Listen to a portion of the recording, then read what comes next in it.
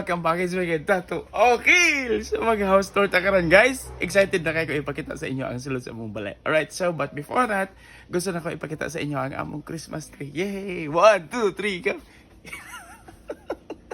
Merry Christmas everyone!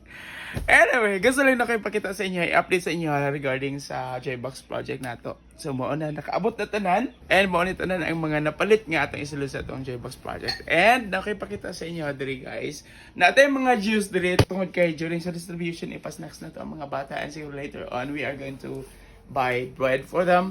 Kaya para ipasnacks na to sa ila. Gusto lang ako magpasalamat gid pud sa Ginoo tungod kay sa inani kadaghan nga J-Box naka-come up ta og 1,400 ka mga J-Box everyone. Isn't that amazing? And God is good. Makatestify gid ko niya na tungod kay for how many times nga naghimo may projects sa among ministry, especially J-Box, wala gid may kwarta. Tungod sa akong estado wala pud dili pa nako kaya, but then God provided all this para sa atong mga katribo diri sa bukid. So I'm grateful. And before you praise me guys, and before you praise this J-Box project, of course, Ma'am Ate Noemi, kay salamat, and Ate Faith coming from the US, mo join siya sa to during sa distribution sa J-Box.